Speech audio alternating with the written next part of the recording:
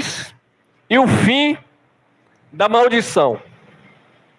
Então, amados, as pessoas usam muito desse termo, desse jargão. Você está debaixo de maldição.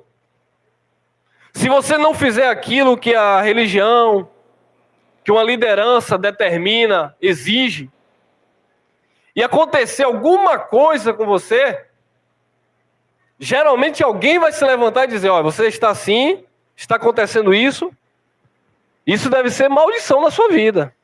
Por quê?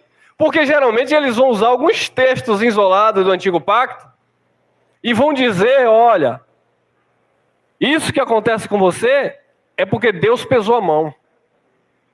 Porque a Bíblia diz que não há maldição sobre a vida do povo de Deus. Mas o povo de Deus está dizendo, ou se dizendo, está debaixo de maldição. Certa feita, um profeta chamado Balaão, ele foi pago para amaldiçoar o povo de Deus. E ele foi amaldiçoar. Só que quando ele chegou, Deus disse, ninguém pode amaldiçoar o meu povo. Ele teve que ir perante o rei e dizer, olha, ninguém pode amaldiçoar quem Deus abençoou. E aí o profeta disse, contra Israel não vale encantamento. Contra o povo de Deus não vale feitiçaria. Por quê, irmão? Porque o povo de Deus é um povo que não está mais vivendo em maldição. É um povo que está debaixo da bênção de Deus. Eu fico muito preocupado quando eu vejo um filho de Deus que às vezes ele passa em um lugar e ele vê lá um despacho, essa cultura religiosa que coloca lá. Eles cortam caminhos, mudam de rua. Não, eu não posso passar ali não. Por quê? Porque eu sou crente. E ali tem uma obra de maldição. Ué, mas você não crê que na tua vida não há maldição, amado? Você não crê que você é um abençoado com todas as sortes de bênçãos? Como é que você vai correr dessas coisas, com medo dessas coisas? Só vai correr por um motivo. Porque não conhece a palavra de Deus. Porque no dia que ele conhecer que nós não estamos em maldição, eles vão viver livres para a glória de Deus. Meu irmão estava com enfermidade e a liderança dizia, você está em maldição. Meu irmão chegou na época a fazer visita na nossa congregação e eles ameaçaram, olha, se você for para a igreja do seu irmão, gente, isso é um absurdo. Se você for para a igreja do seu irmão, você não vai encontrar cura para o seu problema. As portas vão se fechar, porque isso é maldição. Eu estou vendo meu irmão triste, todo cabisbaixo. Falei, por que está acontecendo? É porque o meu pastor me ameaçou. Ele disse que se eu for na sua igreja, se eu for visitar vocês, porque eles não concordam com o ministério de vocês, então Deus não vai abençoar e eu vou ficar doente e eu não vou ser tratado. Eu falei, a partir de hoje você não pisa mais o pé naquele lugar de feiticeiros. Eu não estou dizendo que você fique em congregar comigo, mas você conhece a palavra. Isso é mensagem psicológica, carnal, maligna, para escravizar o povo de Deus. Não passou 2 semanas. Meu irmão conseguiu tratamento, fez cirurgia, está bem, e hoje se reúne conosco. Mas eles ameaçaram psicologicamente. Simplesmente pelo fato do meu irmão visitar a nossa congregação. Você não pode ir ali, porque o pastor não deu carta. Você não pode viajar sem a bênção do pastor, porque é o pastor que vai te abençoar. Como? Paulo disse, nós não precisamos de carta de recomendação para vós, e nem de vós para nós, porque nós somos a carta escrita, não com tinta, mas com o Espírito Santo de Deus. Não há maldição na vida do povo que crê em Jesus como seu Senhor e Salvador. Mas vamos comparar na palavra A cruz, amado, e o fim da maldição. Porque toda maldição espiritual, como eles falam, ficou na cruz. Por quê? Porque havia uma maldição no antigo pacto. É por isso que Paulo diz aos Gálatas, capítulo 3, versículo 10, que todos aqueles que são das obras, da onde? Da lei, eles estão debaixo de maldição. Quem pratica a obra da lei ou a obra do judaísmo está vivendo debaixo de maldição. Mas Cristo resgatou o seu povo da maldição. Olha lá. Gálatas, capítulo 3, versículo 13. Cristo nos resgatou da maldição, da onde? Da lei. Fazendo-se o quê? Maldição por nós.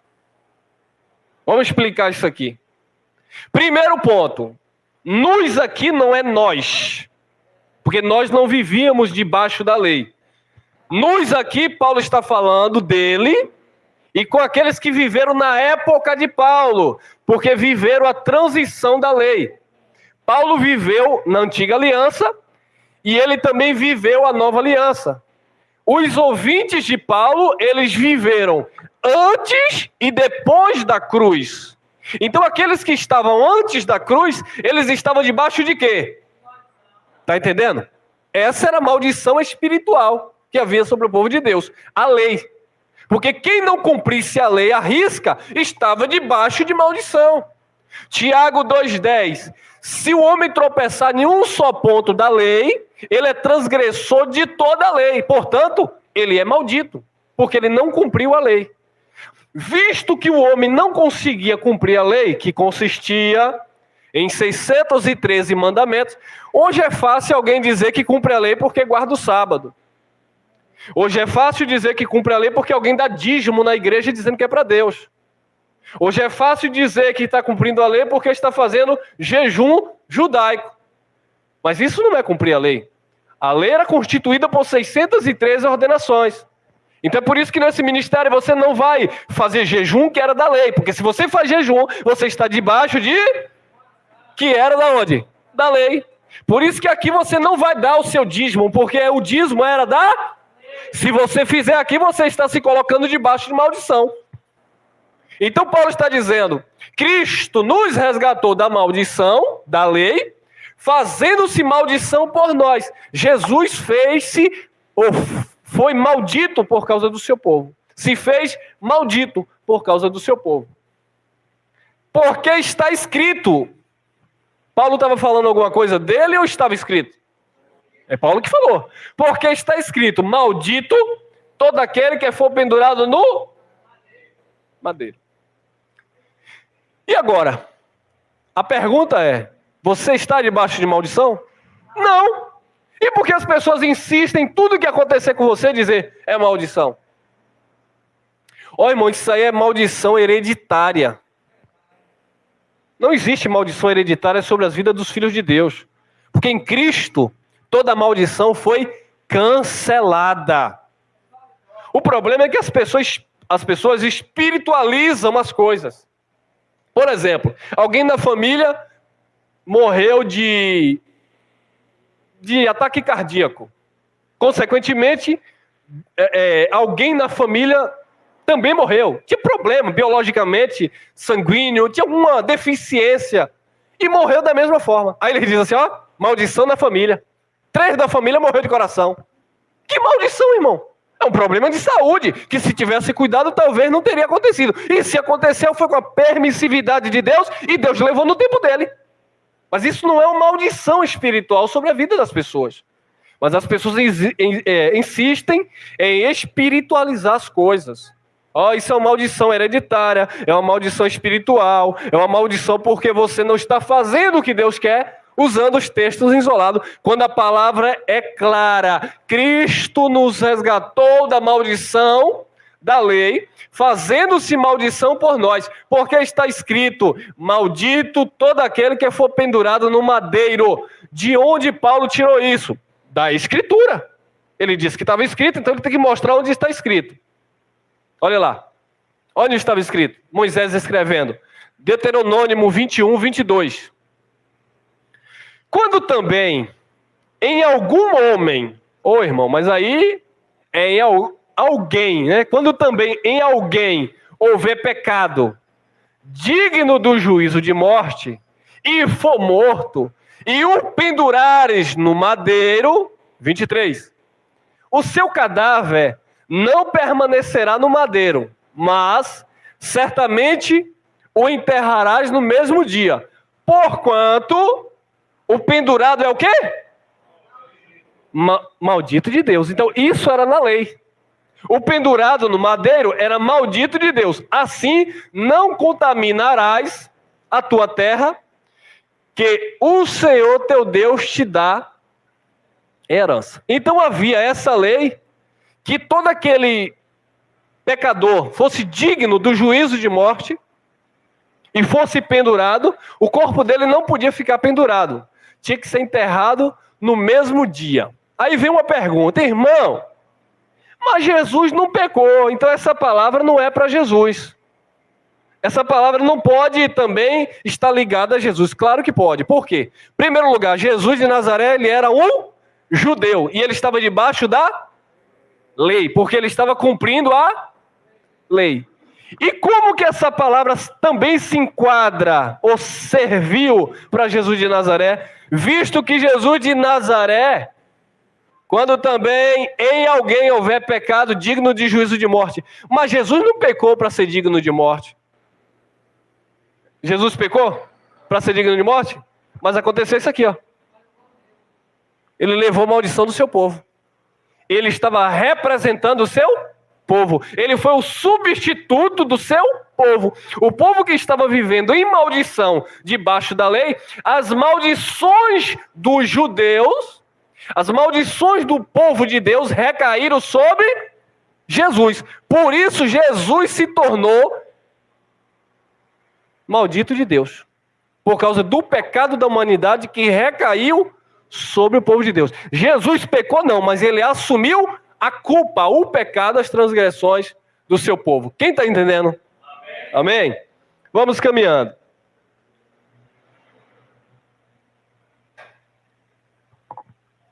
Assim, não contaminarás a tua terra, que o seu Deus, teu Deus, te dá em herança.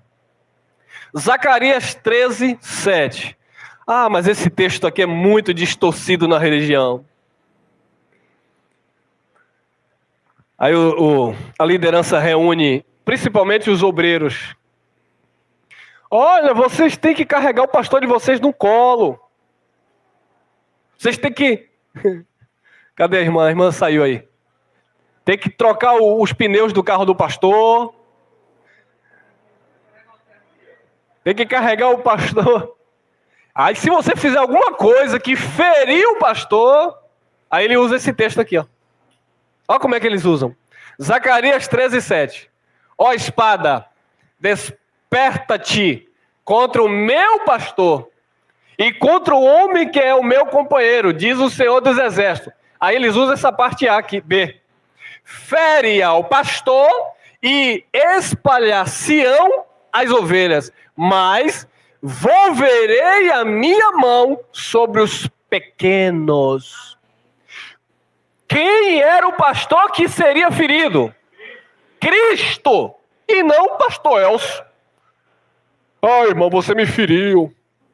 E se vocês me ferirem, as ovelhas vão se dispersar. Se dispersar para onde, meu irmão? Se você está na palma da mão de Deus e ninguém te tira dela. Ninguém pode fugir do Espírito Santo. O salmista disse: para onde fugirei da tua presença? Se eu subir o céu, tu aí estás. Se eu descer nas profundezas, a tua mão ali me alcançará. Nada está oculto aos olhos do nosso Deus. Mas ele diz: olha, cuidado, porque se você ferir o pastor, eu não vou poder te pastorear mais, então vocês vão se dispersar. Usando o texto fora do contexto. Porque esse texto se refere a Cristo, o pastor das nossas almas. E o pastor foi ferido? E as ovelhas se dispersaram. Olha lá. Isaías 53, 3. Antes de ler esse texto, esse contexto, eu quero deixar aqui para aqueles que vão entrar no canal, e talvez aqui entra um que tem um pensamento judeu. O cântico do servo sofredor de Isaías 53, os judeus que não creem em Jesus Cristo, eles não veem falando do Messias aqui. Eles dizem que o servo sofredor desse cântico aqui se refere a um povo, a Israel, e não a uma pessoa, a Jesus. É por isso que Jesus veio para os seus e os seus não receberam. Não todos, né? Mas a maioria não receberam Jesus, e até hoje, se você for lá em Israel, a maioria eles têm Jesus como herege, Jesus como um falso. Outro dia eu abri uma mensagem no YouTube pesquisando o que é que os judeus autênticos pensam de Jesus. É incrível, amado. Eles acham que é o pai do cristianismo, eles chamam de um profeta falso. Alguns consideram ele até um profeta menor, mas eles não veem Jesus divino, eles não veem Jesus como filho de Deus, eles não veem Jesus como o próprio Deus. Então, eles entendem, né?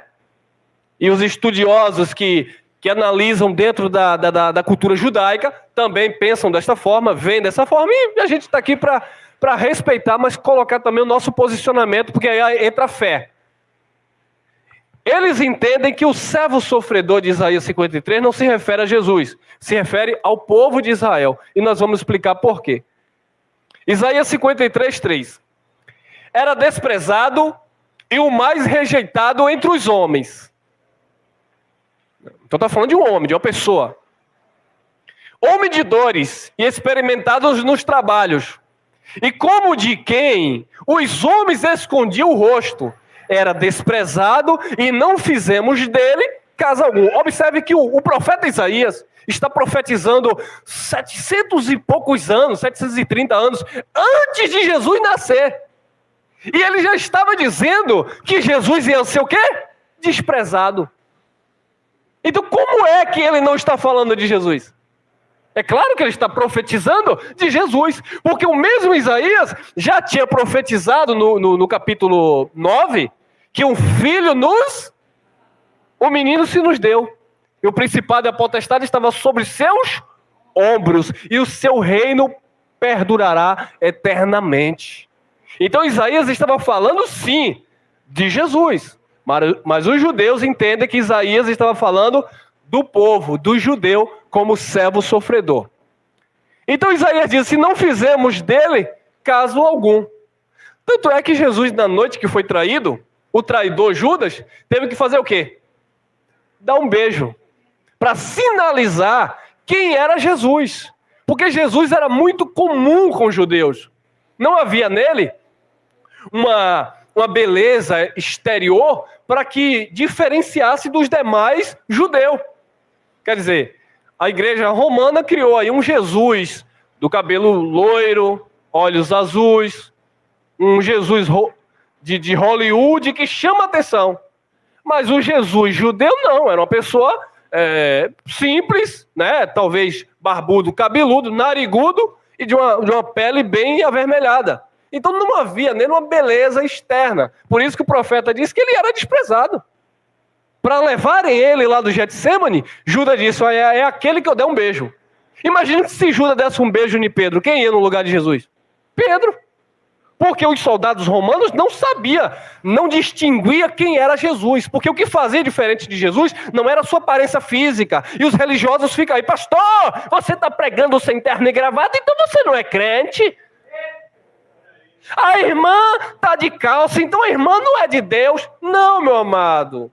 Porque Jesus não olha se você está de terno, gravata, se está de calça, de saia. Jesus olha o teu coração. Foi isso que ele falou de Davi. Deus não olha como olha o homem olha o exterior. Deus olha o coração, a mente e o espírito. Ele é digno. Quantas vezes na religião eu tinha que me empacotar todo? Eu fui convidado para pregar em uma certa denominação. Eu estava de camisa, manga comprida, de calça social. Mas não trouxe paletó, não prega. Hã? É porque a roupa... então você quer se vestir igual a Jesus? Então você vai ter que colocar um vestido, porque Jesus andava de quê? De vestido. Qual era a diferença das vestes de Jesus para as mulheres? A única diferença era a cinta na cintura, mas era um vestido. É por isso que na lei de Moisés já dizia que a mulher não deveria se vestir igual o homem. Por quê? Porque se a mulher colocasse o cinto, iria ficar parecida com o homem. E se o homem tirasse a cinta, ficaria parecido com a mulher, porque era vestidos. A diferença era a cinta. Mas hoje não, as pessoas estão dando crédito à sua roupa, ao seu anel de teologia. Meus amados, estamos livres dessa religiosidade. Porque não adianta você estar todo empacotado e Deus vendo hipocrisia nos corações, nas mentes. Precisamos estar puros de coração diante de Deus, amém? Porque Ele nos tornou, sim, puros. Era desprezado e o mais rejeitado entre os homens. Homem de dores, experimentados nos trabalhos. E como de quem os homens escondiam o rosto. Era desprezado e não fizemos dele caso algum. Isaías 53:4. Verdadeiramente, Isaías era o quê? Um judeu profetizando acerca do Messias, que os judeus entendem que era acerca do povo de Israel.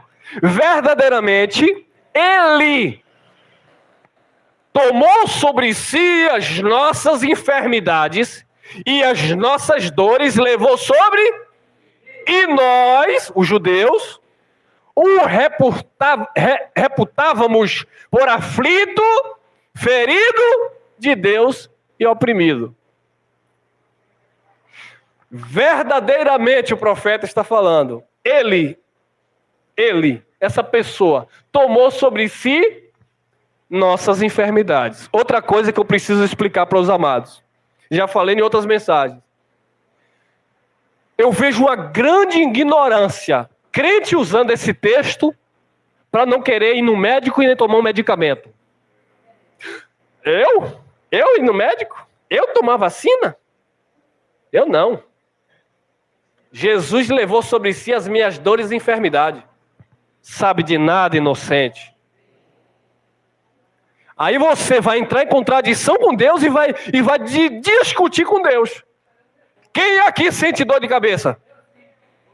Quem aqui sente o mal-estar? Todos nós. Quantos cristãos não já morreram de algum tipo de doença? E aí?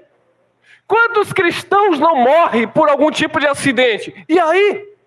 Não, irmão, mas Jesus levou sobre si as nossas dores e enfermidades. O senhor nunca leu a Bíblia, não? Já li. Só que você leu e não entendeu. Dores e enfermidades aqui não está falando de dores e enfermidades físicas, que é da nossa natureza humana, que todos nós estamos sujeitos a ter. Enfermidades aqui, dores aqui, está falando de jugo de escravidão do povo de Deus que viveu debaixo da lei. Enfermidade aqui era as maldições que havia onde? Na lei. Deuteronômio capítulo 28. Se o homem fizesse o bem, ele era abençoado no campo, na cidade, em todo lugar que ele andasse. Se o homem fizesse o mal, ele era o quê?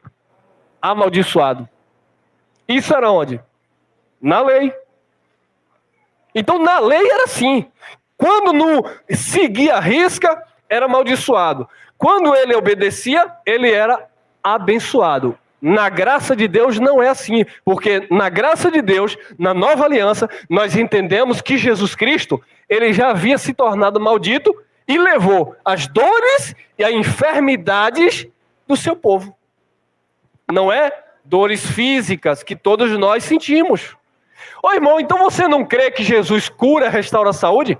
Claro que eu creio, irmão. Você não crê que Jesus cura um aidético, alguém com câncer? Claro que eu creio, irmão. Claro que Jesus cura. Mas eu não posso pegar esse texto e usar e aplicar como uma doutrina, que Deus vai ter que curar todo mundo porque está escrito, porque eu estou distorcendo o texto. E aí muitas pessoas se tornam frustradas decepcionadas com Deus. Por quê? Porque querem usar textos isolados para fazer doutrina para a sua vida. E aí não serve. Senhor, Ana pediu a Deus um filho, Deus deu. E é obrigado você pedir, Deus ter que te dar? Senhor, mas Gideão... meu, não tem como não falar disso. Aí os lobos pegam a Bíblia e começam a distorcer para arrancar dinheiro do povo. Gideão fez prova com Deus. Você precisa fazer prova com Deus. Eu desafio você a levar um envelope e você vai trazer R$1.000 e Deus vai operar. Deus não vai operar nada. Que você não compra Deus. Quer ser próspero? Primeiro lugar, seja generoso. A alma generosa prosperará. E quando eu falo de generosidade, eu não estou mandando para você ficar trazendo oferta para aqui. Eu estou mandando você ser generoso na vida. Se compadeça do necessitado. Ajude o caído. Ame o próximo. Que você vai prosperar em tudo. Riquezas é dom de Deus. Deus dá quem Ele quer. Tem crente que vai morrer, nunca vai ter uma bicicleta. Verdade é essa. E tem ateus que não creem em Deus e vai morrer milionários. E quem deu? Deus. Deus que deu. Porque tudo é Deus. Mas não, eles pegam a Bíblia. Eu desafio você a fazer prova com Deus, como Gideão fez. Aí começa a usar os personagens da Bíblia. E depois ele diz, e se você fizer e Deus não lhe der, eu vou botar Deus na parede. Me perdoa a expressão, mas é uma palhaçada o que estão fazendo com o Evangelho de Jesus Cristo. Jesus não te cobrou nada para te abençoar, mas as pessoas estão sendo pedágio.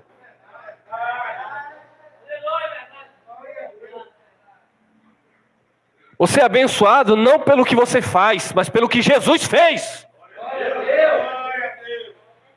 Que foi Ele, já estava profetizado. Ele tomou sobre si as nossas enfermidades, as nossas dores, levou sobre si nossas, do judeu que estavam vivendo debaixo da lei. Nós já nascemos debaixo da graça. Você não nasceu enfermo espiritual, coisíssima nenhuma.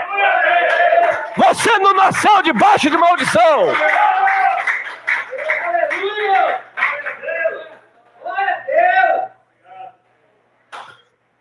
Ô irmão, por que tu prega gritando assim? Como é que não grita com a palavra dessa, irmão? Essa palavra queima no nosso espírito, amado. Chega de engano, de mentira. A coitada da irmã está passando fome, mas tem que dar o 10% na igreja. E se ela não der, o pastor diz, está amaldiçoada por Deus. É a oferta da viúva. Tem que dar seu salário. Tem que sacrificar o seu benefício aí. Gente! Não, amados, vocês que estão acompanhando, vocês que estão aqui presentes, não caia nessa. Vocês já são abençoados pelo que Cristo fez. Não há maldição na sua vida. Olha lá. Isaías 53:5. Interessante que quando a gente fala dessas coisas, alguém vai lá no comentário e diz assim: vocês dizem que não é para ajudar no ministério, que não é para ajudar, como eles falam, né, na igreja. Uma coisa não tem nada a ver com a outra, amados. Eu estou falando que não é para ameaçar e não é uma lei de imposição, de cobrança. Há uma voluntariedade no nosso meio. Eu não estou dizendo que não existe gastos. Eu não estou dizendo que não existem algumas necessidades que precisamos contar com a ajuda dos irmãos. E os irmãos sabem muito bem do que eu estou falando. Mas não é obrigação, não é debaixo de ponta de faca, não é para você tirar o dinheiro da tua cesta básica para dar aqui no ministério, não. Deus não vai tomar o que Ele te deu para você dar para o ministério do pastor Elson e você ficar passando fome em casa. Aí depois você vai dizer, Deus, eu sacrifiquei no altar. Que altar, irmão?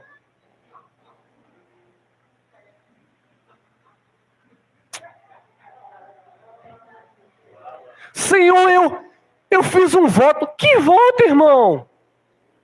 Você contribui aquilo que está no teu coração segundo aquilo que Deus te deu condição para fazer. Você não vai fazer o que você não pode fazer, irmão.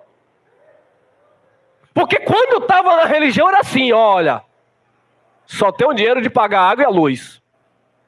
Em primeiro lugar, o de... E quem é Deus? Deus está pedindo teu dinheiro?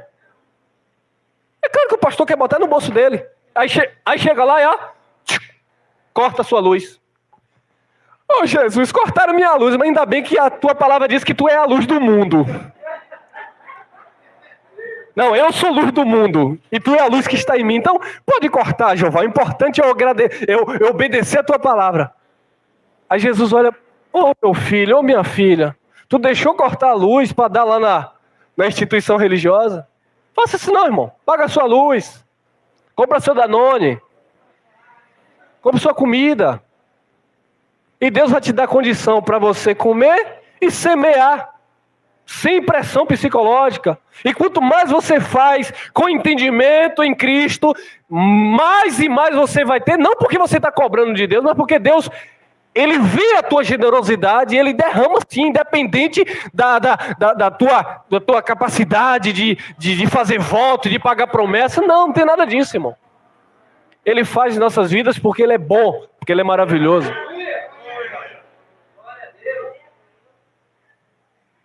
Mas ele foi ferido por causa das nossas transgressões. O que era transgressão aqui? A desobediência da lei. Então estavam debaixo de maldição. E moído por causa das nossas iniquidades. Olha lá, iniquidade. O castigo que nos traz a paz estava sobre ele. E pelas suas pisaduras fomos... então agora os judeus foram sarados por causa das pisaduras que recaíram sobre Jesus. Porque Jesus foi o substituto do seu povo. Amém? Olha lá, 7. Ele foi oprimido e afligido, mas não abriu a sua boca. É uma mera coincidência ou não aconteceu isso com Jesus? Não abriu a sua boca. Como um cordeiro foi levado ao matadouro. Aí João disse, eis aí o cordeiro de Deus que tira o pecado do mundo. E Jesus foi levado ao matadouro. Então a profecia está falando de Jesus, de uma pessoa. Como um cordeiro foi levado ao matadouro, e como ovelha muda perante os seus tosqueadores, aqueles que o levaram para matá-lo, assim ele não abriu a sua boca. Ele não reclamou, não murmurou, e ele foi justamente cumprir o propósito que estava estabelecido sobre a sua vida.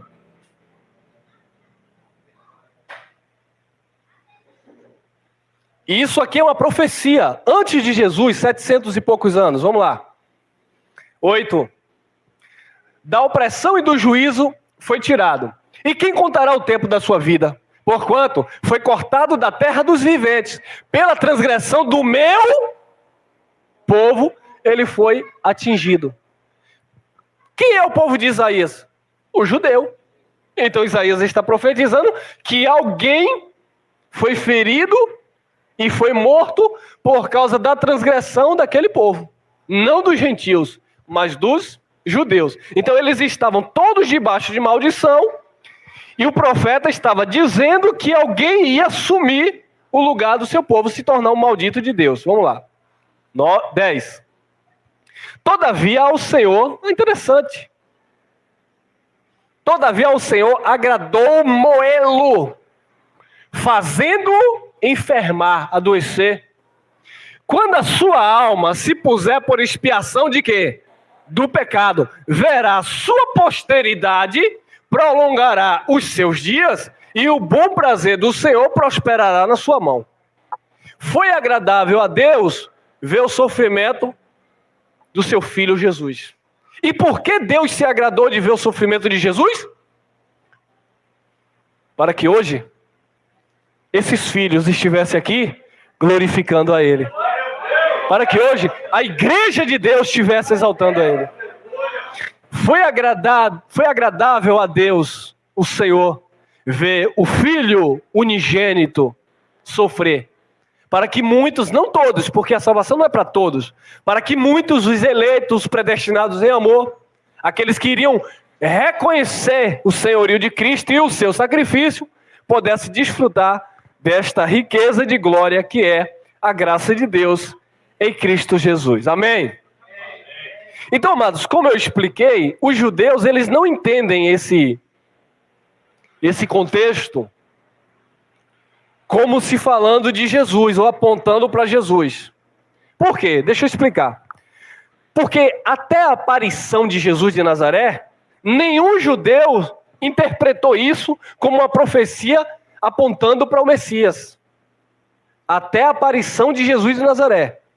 Todos os judeus, eles liam esse cântico e eles entendiam que isso aqui se referia a uma nação, a um povo. Quando Jesus vem e morre e ressuscita, o povo começa a pregar que Jesus era aquele que tinha sido profetizado. Mas os judeus, eles não viam desta forma. E por que eles não viam dessa forma? Por causa disso aqui, ó. Isaías 49, 1. Ouve-me, ilhas, e escutai vós, povos de longe. O Senhor me chamou desde o ventre, desde as entranhas de minha mãe, fez menção do meu nome. 2. E fez a minha boca como uma espada aguda. Mas a palavra de Deus que ela é viva e eficaz, e mais penetrante do que espada. Então, eles entenderam mal. E eles dizem que nós que interpretamos mal. Fez a minha boca como uma espada aguda. Com a sombra da sua mão me cobriu. Me ungiu, me guardou. E me pôs como uma flecha limpa. E me escondeu na sua aljava.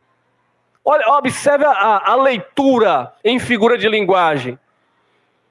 Diz que ele foi pego como uma flecha limpa e guardada na sua aljava, para um dia ser lançado. Na plenitude dos tempos, nascido de mulher, nascido sob a lei, Jesus nasceu para resgatar, redimir os que estavam debaixo que estavam em maldição. Agora, no 3, é que eles têm essa tese que está falando de Israel e não de Jesus. E me disse, tu és meu? És Israel, aquele por quem hei de ser glorificado. Então, eles entendem que aqui também é um cântico, e eles entendem que o cântico de Isaías 53 também se refere à nação de Israel como servo, e não como o Messias Salvador. Então existe aí essa interpretação diferenciada dos cristãos para os judeus.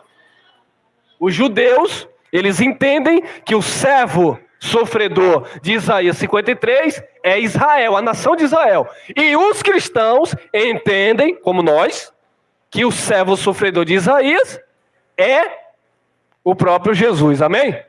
Mesmo porque Jesus, ele era o quê? Judeu. Então ele era representante direto de Israel. Porque ele disse para a mulher samaritana, vocês adoram quem vocês não conhecem, mas a salvação vem de quem? Do meu povo, Israel. Porque Jesus era a salvação daquele povo, amém, amados? Olhe lá.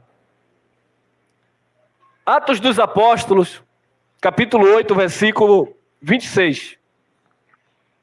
E o anjo do Senhor falou a Filipe dizendo, levanta-te e vai para o lado do sul, ao caminho que desce de Jerusalém para Gaza, que está deserta. Atos 8, 27. E levantou-se e foi. E eis que um homem etíope, olha, um gentil aqui, não era judeu, eunuco, mordomo de Candace, rainha dos etíopes, o qual era superintendente de todos os teus tesouros, e tinha ido a Jerusalém para quê? Para adoração. Então, esse eunuco, ele era superintendente de todos os bens de Candace, a rainha dos etíopes. Então esse homem era um homem importante, era um homem que tinha uma grande responsabilidade, ele era etíope, ele não era judeu, mas ele adorava a Deus. E ele adorava a Deus aonde? Em Jerusalém. Porque o conceito de adoração para os judeus era no templo. É por isso que Jesus de Nazaré, no confronto ali com a mulher samaritana, ela diz assim: nós samaritanos adoramos aonde? O que é que os crentes estão fazendo no monte de Itapuã, dizendo que está adorando a Deus? Ô glória! Amanhã eu estou indo para o monte. Tu está indo para o monte fazer o quê, meu amado? Deus não está no monte. Quem adorava a Deus nos montes eram os samaritanos. Fazer igual Geraldo. Quem é samaritano, levanta a mão. Tu não é samaritano não, irmão. Os samaritanos adoravam a Deus nos montes. Aí a mulher disse: nós adoramos a Deus nos montes. Vocês, judeus, adoram onde? Em Jerusalém. Qual foi a resposta de Jesus para ela? A hora vem, ou dias virão, em que os verdadeiros adoradores não é assim. Não adorarão nem no monte e nem, mas em todo lugar, porque nós adoramos em espírito e em verdade.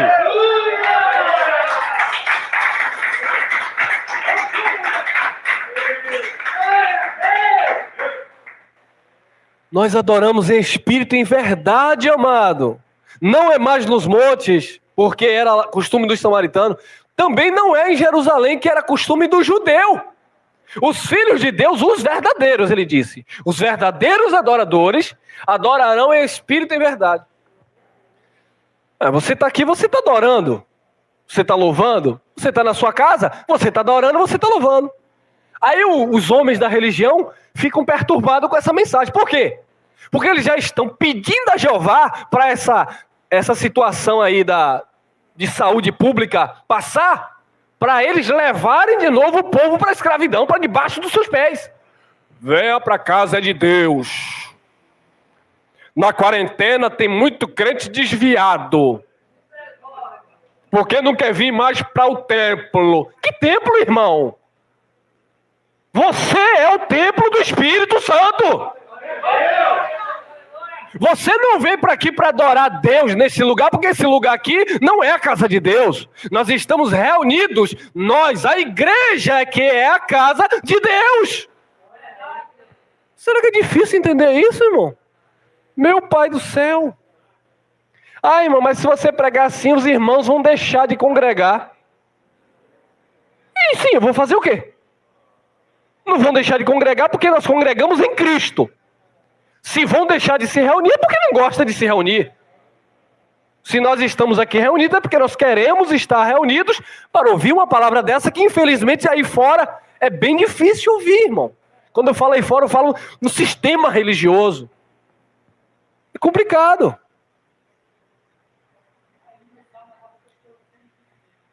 Então, o eunuco, ele estava indo para Jerusalém, porque era o conceito de adoração para os judeus. Adorava no templo. E ele estava indo para Jerusalém, o templo estava de pé. Agora, em 70, o templo caiu. E esse eunuco continuou indo para onde? É claro que ele não continuou indo. Porque ele já sabia o que era adorar a Deus em espírito e em verdade. Amém? Vamos lá. Atos 8, 28 a 30. Regressava e, assentando-se no carro, lia quem? Então o eunuco, ele estava regressando de Jerusalém, e ele, assentando-se no carro, ele lia o profeta Isaías. Que interessante. Está ele ali lendo o profeta Isaías, e Deus vendo. Aí de repente, Filipe disse: rapaz, eu vou fazer missão agora. Está vindo aí um eunuco da superintendente da rainha dos etíopes. Eu vou lá porque esse tem. Eu vou ganhar esse varão para Jesus. Porque é assim que os religiosos fazem. Não aguenta ver um irmão com um carro bom, que já começa, ô glória, vem irmão, eu te dou logo um cargo. Tu vai ser logo vice-pastor presidente. Para quê? De olho no dinheiro do irmão. Aí no dia que o irmão trancar a mão para ele, ele diz, esse irmão é mão de vaca, viu? É assim que eles fazem, irmão. Não estou generalizando, mas tem muito interesseiro. Eu já falei e vou repetir, meu amado. Deus vai sempre enviar pessoas de várias classes sociais para o nosso meio, classes sociais. Ricos, bastardos, ou pessoas mais humildes, mais simples. A minha esposa sabe muito bem disso, nós conversamos. Nós tratamos todo mundo de igual forma. E quem chega aqui com o narizinho empinado porque tem condição financeira e tenta nos comprar amizade para achar que nós vamos abandonar os nossos irmãos mais humildes, está enganado. Aí cai fora, não fica. Porque todos nós somos iguais diante de Deus. E ao contrário, os mais fortes, que têm mais condição, nós incentivamos a sustentar e ajudar aqueles que precisam. É isso que é evangelho. Se não for isso, vocês podem ir embora. Eu entendo o evangelho assim, porque é isso que é o evangelho. Já chegaram alguns aí, querendo só estar com minha esposa, passeando. Vamos na praia, minha irmã. Ô, meu irmão. Que negócio é esse? É amizade verdadeira, amém. Mas não vem pra cá com negócio de hipocrisia porque tem uma condição financeira achando que vai nos comprar não, irmão. Nós não somos Balaão que vendemos nosso ministério porque alguém chega e para um carrão aí. É claro que muitas vezes nós damos uma atenção especial a certas pessoas que estão vindo, independente de situação financeira, porque dinheiro não é tudo. Às vezes as pessoas têm até condição financeira. Nós estamos passando por um momento difícil psicologicamente, emocionalmente, e a gente tem que parar com essa pessoa, tá ali conversando, sabe, ajudando de alguma forma para que essa pessoa, sabe, ganhe um ânimo novo. Não tem nada a ver em uma coisa com a outra. Amém? Então Filipe não disse, eu vou porque esse eunuco aí, ele é próspero, ele é abençoado e eu vou mamar alguma coisa. Não. Filipe foi porque o anjo do Senhor disse, vá. Filipe foi transladado, sumiu de um lugar e apareceu já perto do eunuco. Olha lá. Regressava e assentado no seu carro, lia o profeta Isaías. E disse quem? Disse o Espírito a Filipe, chega-te e ajunta-te a esse carro. O Espírito Santo disse a Filipe, chega-te e ajunta-te a esse carro. E correndo Filipe, ouviu que lia o profeta Isaías e disse, entendes tu que lês? Você está entendendo o que você está lendo? Atos 8:31. E ele disse, o eunuco disse, como poderei entender se alguém não me ensinar? Então tem que ter alguém para ensinar, né, irmão? Como é que as pessoas vão entender a graça se você não ensinar a graça de Deus? Como é que as pessoas vão entender que dízimo não é dinheiro, que era para os judeus, se você não estiver disposto a ensinar? Como é que as pessoas vão entender que não precisa você jejuar para santificar, porque Jesus já te fez santo pelo Espírito dele que está em você? Como é que as pessoas vão entender que Deus não habita em templo feito por mão de homem, que Ele habita em nós, se você que está ouvindo essa palavra não se esforçar para falar para as pessoas essas palavras? Alguém vai ter que ensinar. Quem edifica é o Espírito Santo, quem testifica é o Espírito Santo, mas Ele vai usar pessoas. Se você não ensinar que Deus não está em um lenço como eles fazem, como é que o povo vai se libertar disso? Se você não ensinar que o poder de Deus não está em um óleo que comprou em um supermercado, como é que o povo vai parar de procurar essas pessoas atrás de óleo, de azeite? As pessoas estão deixando de viver Cristo para viver objetos, viver elementos, viver coisas. Então nós precisamos ensinar, aprender para ensinar a palavra de Deus para o povo se libertar. Como poderei entender se alguém não me ensinar? Ele estava lendo o quê? Profeta Isaías. Ele estava lendo que capítulo que nós conhecemos? 53. Mas ele estava entendendo? Não. E quem foi ensinar para ele? Filipe. E quem mandou Filipe ensinar? O Espírito. Porque se o Espírito não confirmar, se o Espírito não edificar, se o Espírito não ensinar, em vão você vai pregar as Escrituras. Porque é o Espírito que vai confirmar a palavra, amém? E rogou a Filipe que subisse com ele, que subisse e com ele se assentasse. Sente aqui, Filipe. Me ensine aqui o que quer dizer essa palavra. Olha lá. Atos 8:32. E o lugar da escritura que lia era este. Olha lá onde ele estava lendo. Foi levado como ovelha para o matadouro. E como está mudo o cordeiro diante do que o tosqueia, assim não abriu a sua boca. Isaías 53, 7 e 8. Atos 8:33. Na sua humilhação foi tirado o seu julgamento. E quem contará a sua geração? Porque a sua vida é tirada da terra. Então, o eunuco, ele estava lendo justamente Isaías capítulo 53. E aí, como ele não entendia, como os judeus acham que está falando de Israel, o eunuco também não entendia. Alguém tinha que ensinar. E aí ele pergunta, Atos 8:34. E respondeu o eunuco a Filipe e disse, rogo-te, de quem diz isto o profeta? De si mesmo ou de algum outro? De quem é que o profeta está falando isso? Alguém ia ter que ensinar. Atos 8:35. Então, Filipe abriu a sua boca e, começando nesta escritura, lhes anunciou quem? A Jesus. Então, Filipe agora interpretou Isaías 53 para o eunuco, que o que ele estava lendo se referia a Jesus, o sacrifício que Jesus iria passar, o sacrifício que Jesus iria fazer, e no contexto aqui de Atos, o sacrifício já tinha sido feito. Então, Filipe está lendo a passagem de Isaías já depois da obra consumada, mas ele não sabia. Assim estão os filhos de Deus hoje nas igrejas. Todo mundo dizendo, olha, eu estou buscando a salvação quando Jesus salvou na cruz. Eu estou no culto de libertação quando Jesus libertou na cruz.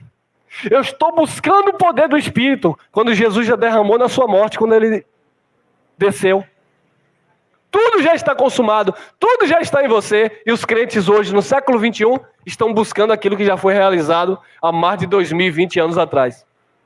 Então alguém, amado, vai ter que ensinar. Olha que profecia interessante. Acontecimento histórico. Números 21:6. Olha lá. Então o Senhor mandou entre o povo serpentes ardentes, que picaram o povo, e morreram muita gente em Israel.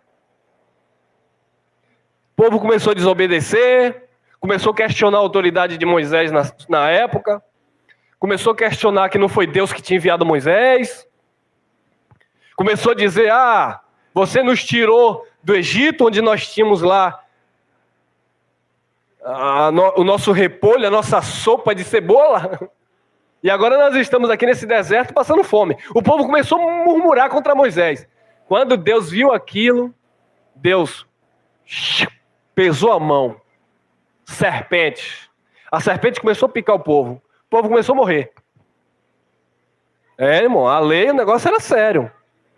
Então valorize a graça, o favor imerecido. Porque na lei, nós pelos feitos estaríamos mortos.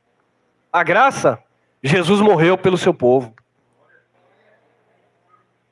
Então Deus liberou serpente que mordia, picava as pessoas. E as pessoas morriam. Número 21:7. Por isso o povo veio a Moisés e disse: havemos pecado, porquanto temos falado contra o Senhor e contra ti. O povo reconheceu. Ó Moisés, nós falamos contra o Senhor, Deus, e falamos também contra ti. Nós não concordamos nem com o Senhor e nem contigo, Moisés.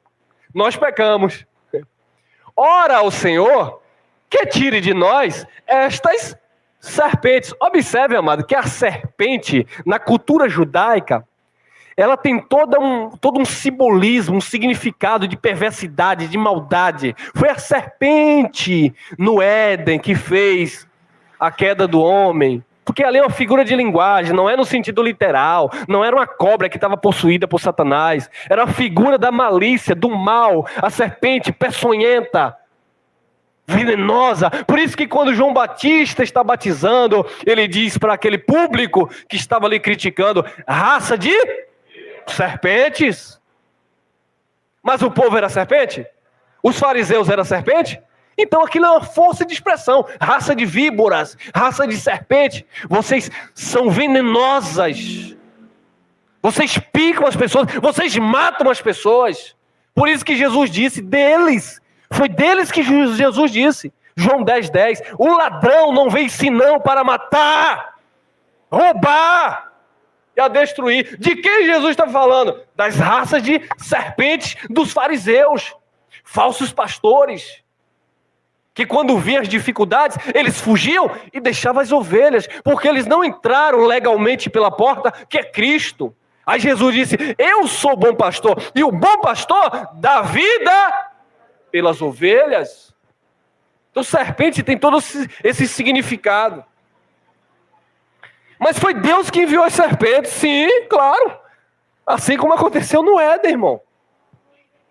Por isso o povo veio a Moisés e disse: havemos pecado, porquanto temos falado contra o Senhor e contra ti. Ora ao Senhor que tire de nós estas serpentes. Então Moisés orou pelo povo. E o que aconteceu? Quando Moisés orou pelo povo, e disse o Senhor a Moisés: faze-te uma serpente ardente. Interessante que a serpente na medicina, né? É um símbolo, né? É um símbolo da medicina, né? A serpente. Aquela serpente na espada, se eu não me engano. Então, disse o Senhor a Moisés: faze-te uma serpente ardente. O Senhor enviou a serpente para picar o povo. Quando Moisés orou intercedendo pelo povo, Deus disse: Moisés, faça uma serpente ardente, uma serpente de bronze, de metal, e põe-na sobre uma haste. Amado, essa questão de arte aqui é bem interessante. Há uma controvérsia sobre a crucificação de Jesus. Jesus, eu entendo, eu acredito que Jesus não foi, desculpa a redundância, ele não foi crucificado assim. Tá? Quando a gente fala de cruz, lembra logo disso aqui. Na tradição dele, geralmente, o tronco, o madeiro, como Pedro relata, não era propriamente dito uma cruz, mas era uma haste, uma madeira, onde eles prendiam a mão das pessoas e os pés. Então existe aí, historicamente falando, isso não altera em nada o que Jesus fez, tá bom? É só título de curiosidade. Irmão, Jesus morreu assim, uma cruz mesmo, como a gente vê no desenho, porque a gente entende que uma cruz é isso. Jesus morreu assim, de braços abertos? Ou Jesus de fato morreu em uma haste? Como era de fato a cultura lá dos pendurados no madeiro? Eu acredito que não foi assim. Eu acredito que foi assim de fato. Até mesmo por essa ligação vertical, Deus com o homem, né? Eu acredito que tenha sido. Mas isso não altera em nada, tá bom, amado? Tem gente que vai discutir aí. Não, eu acredito que foi assim. Eu tô acreditando assim. Não importa. É questão de tradição, ou tradução também, que a gente fica aí meio que voando nesse sentido. E disse o Senhor a Moisés: faze-te uma serpente ardente e põe-te sobre uma haste. Olha lá, então não teria que ser sobre uma cruz, então? Sobre uma haste, sobre um madeiro. E será, olha o que ia acontecer. E será que viverá todo que, tendo sido picado, olhar para ela. Então Deus envia as serpentes para matar o povo dele. Na lei. Deus enviou a serpente para picar o povo que estava pecando contra Deus e contra Moisés. E depois Deus, amado, Deus, presta atenção. Deus criou o problema, Deus criou a doença e trouxe. Quem está entendendo o manto? Porque Adão, ele desobedeceu porque não era para ele comer. Para com isso, irmão. Deus criou a doença e ele mesmo criou a cura em Jesus Cristo. Deus criou Adão para cair. Porque Deus criou a serpente para picar no deserto. Depois Moisés orou e Deus mandou fazer uma serpente de bronze para curar os picados. Adão cai no Éden porque Deus fez para cair. Mas o segundo Adão é levantado na cruz. Glória a Deus! Deus cria a doença e cria a cura. Irmão, não concordo com isso. Não concorda com isso? Isaías 45, 7. Deus criou as trevas, criou a luz, o bem e o mal. Ele disse que fazia paz e causava guerra. Isaías 54, 16. Diz que Deus criou o ferreiro para soprar o fogo e fazer a sua ferramenta. E também criou o assolador para destruição. Provérbios 16:4. Deus criou todas as coisas, inclusive o ímpio, para o dia do mal. Eclesiastes 7:13. Não tem como não falar essas escrituras? Que atenta para a obra de Deus. Quem pode endireitar o que Deus fez? Então Deus cria Adão para cair. E Paulo diz em Romanos 5:12, mas o segundo Adão vem para restaurar. Deus cria Adão, o homem da terra, e Paulo fala em 1 Coríntios 15, mas ele cria o Adão, que ninguém criou Jesus, ele existe. E Deus envia Jesus, o Adão espiritual, assim como são os carnais, assim são os... Quem é espiritual aqui? Amém? Você é do segundo Adão e não do primeiro. Então Deus envia as serpentes e pica o povo. Depois Deus manda Moisés criar uma serpente de metal. E todos aqueles que eram picados. E disse o Senhor a Moisés: faze-te uma serpente ardente e põe-na sobre uma haste. E será que viverá todo o que, tendo sido picado, olhar para ela. A serpente picou, olhava para a serpente que Moisés levantou. E era curado imediatamente. Aquilo era o quê, irmão? A lei era o quê? Hebreus 10? Sombra. Aquela serpente tipificava quem?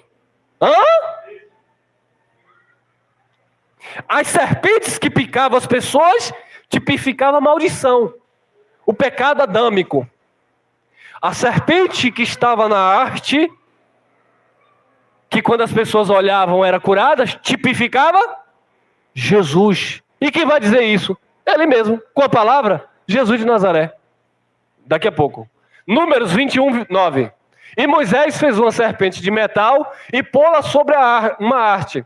E sucedia que, picando alguma serpente a alguém, quando esse olhava para a serpente de metal, vivia.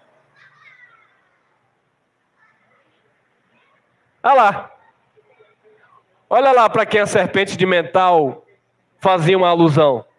João capítulo 3, versículo 14 e 15. E como Moisés Ah, então Jesus está falando de Moisés. E como Moisés levantou a serpente no deserto, assim importa que o Filho do Homem seja como aquela serpente. Porque o pecado aí estava o quê? Matando na época de Jesus. O ministério de Moisés aí matava, que era a lei de Moisés. Ministério de condenação e morte. Então Jesus disse, como Moisés levantou a serpente, assim importa que o Filho do Homem seja levantado, para que todo aquele, não que olhar mais, não é olhar, porque Jesus agora não é visível, domingo vai vir uma bomba aí, porque Jesus não é para você ficar vendo, não é para você ficar tocando, não é para você ficar sentindo, é para você crer.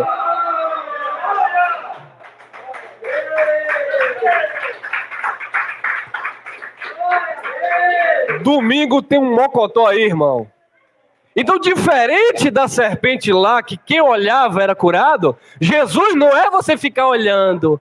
Olha o quadro de Jesus de Nazaré. Ah, Jesus está vindo nas nuvens. Oh, glória. Eu estou esperando o Filho do Homem descer fisicamente. Como é que é?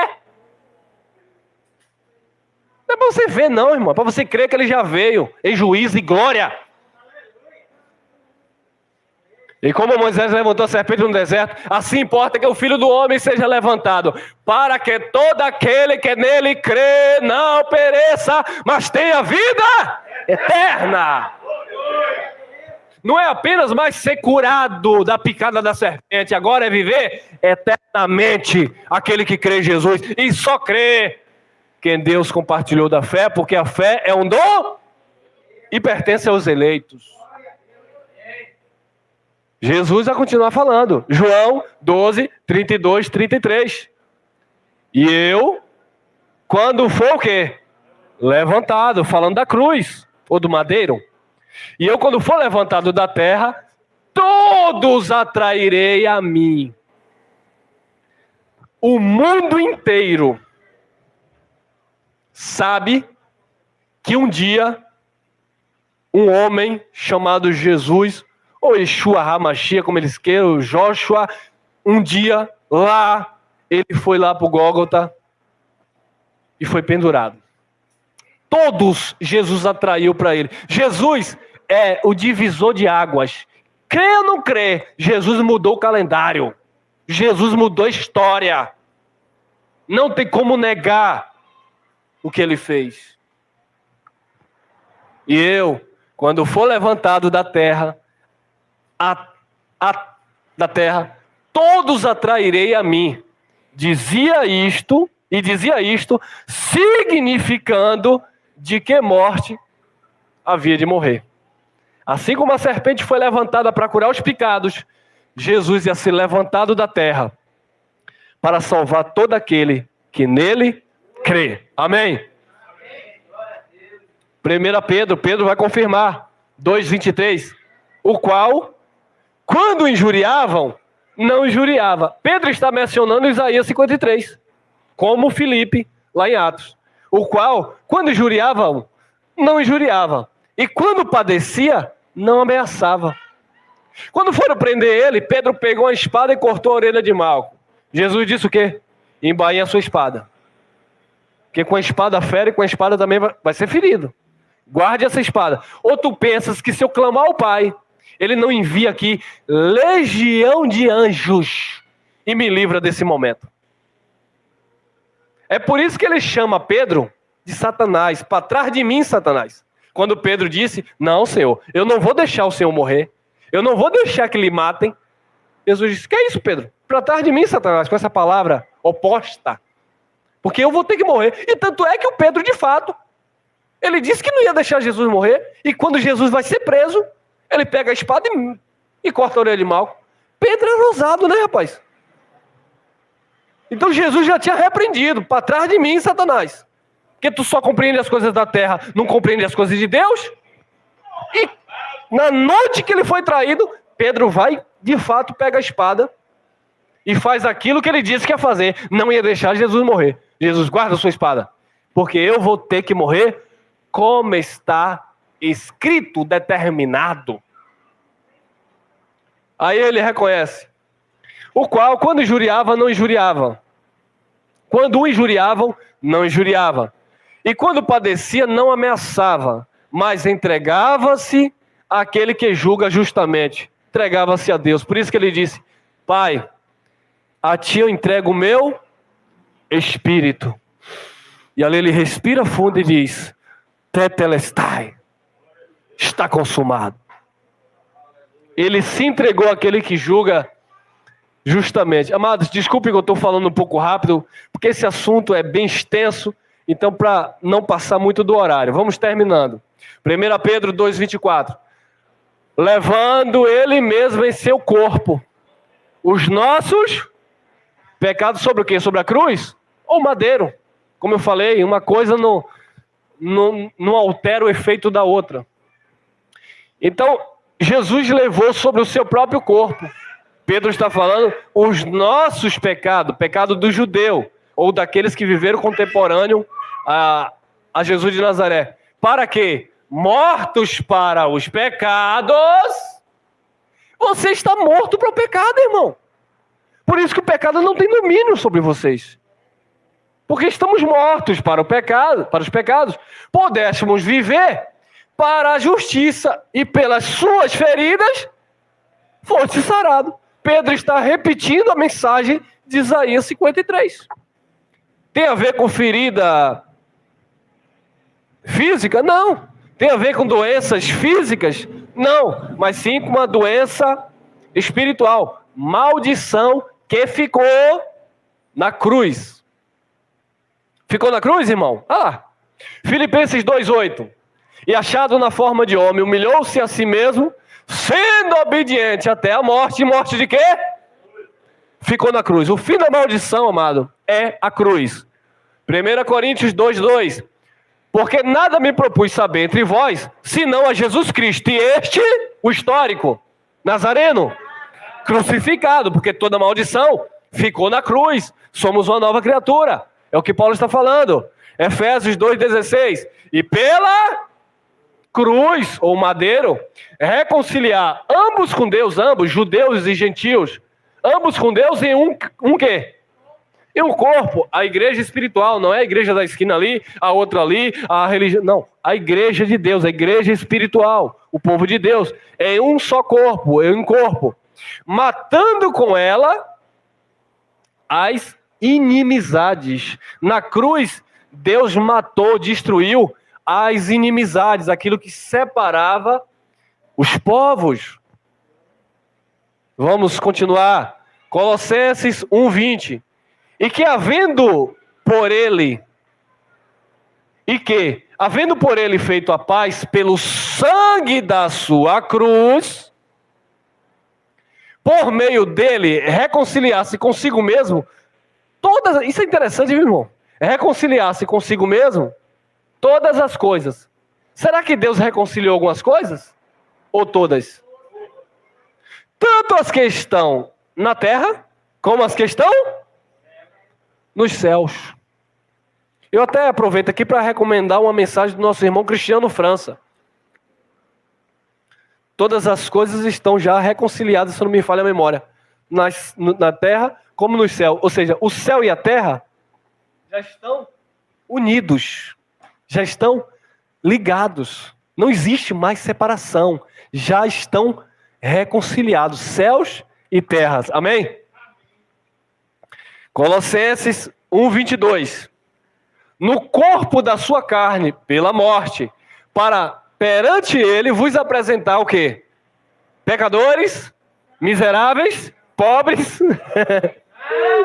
santos, irrepreensíveis e inculpáveis.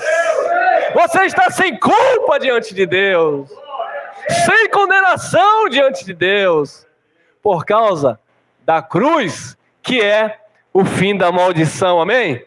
Tem mais? Colossenses 2:14. Havendo riscado a cédula que era contra nós, contra aquele povo que viveu debaixo da lei, nas suas ordenanças, a qual, de alguma maneira era contrária, atirou do meio de nós, cravando-a na cruz. 1 Coríntios 1:18. Porque a palavra da cruz é loucura para os que perecem, mas para nós que somos é o poder de Deus, a palavra da cruz, amado. 1 Coríntios 1, 22 e 23. Porque os judeus pedem o quê? Sinal. Tem muito crente aí com a mente de judeu. Senhor, eu quero um sinal. Opera um milagre. Porque os judeus pedem sinal. E os gregos buscam sabedoria, ciência, se incham. Mas nós pregamos a Cristo crucificado, que é escândalo para o judeu e loucura para os gregos. E o contexto vai dizer, mas para nós é o poder de Deus. Vamos lá. Gálatas 6,14. Mas longe esteja de mim gloriar-me a não ser na cruz de nosso Senhor Jesus Cristo, pela qual o mundo está crucificado para mim e eu para o mundo. Que coisa maravilhosa, irmão. Romanos 6,6. São textos que nós já conhecemos. Sabendo isto, que o nosso homem velho, a forma velha de servir a Deus na velha aliança, foi com ele crucificado, para que o corpo do pecado seja desfeito, para que não sirvamos mais ao pecado. O corpo do pecado, dentro do judaísmo, foi desfeito na cruz. Hebreus 9, 26. De outra maneira, necessário lhe fora padecer muitas vezes desde a fundação do mundo. Mas agora, na consumação dos séculos... então a consumação do século não é no nosso futuro. Foi agora, na época que Paulo estava falando. Que foi dentro daquele século, dentro daquela geração. Mas agora, na consumação dos séculos, uma vez se manifestou para aniquilar, destruir o pecado pelo sacrifício de si mesmo. E encerramos aqui. Hebreus 12, 2. Olhando para Jesus. Se você olhar para a religião, você nunca vai se ver abençoado, nunca vai se ver perfeito, sempre vai se ver em pecado. Mas quando você passar a olhar para Jesus, e olhar para Jesus é olhar para onde? Para a cruz, para o que ele fez na cruz. Olha lá, olhando para Jesus, autor e consumador da fé, o qual, pelo gozo que lhe estava proposto, suportou o quê? A cruz, desprezando a afronta, assentou-se à destra do trono de Deus. Por isso que esse nome está acima de todos os nomes.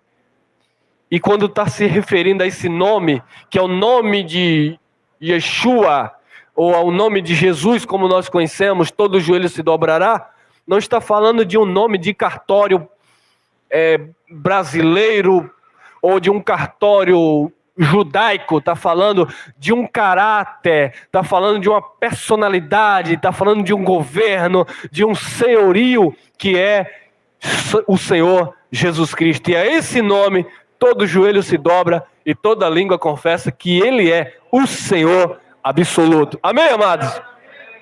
Graça e paz. Que o Espírito Santo continue te alimentando, te enriquecendo desta maravilhosa graça. Só aproveitando aqui, dia 12 e 13 de setembro, próximo mês, estaremos aqui com o nosso irmão em Cristo, o embaixador Geraldo Moraes e sua digníssima esposa, para estarmos compartilhando desta palavra maravilhosa, digna de toda aceitação. Amém? Até a próxima, permitindo o nosso Papai do Céu.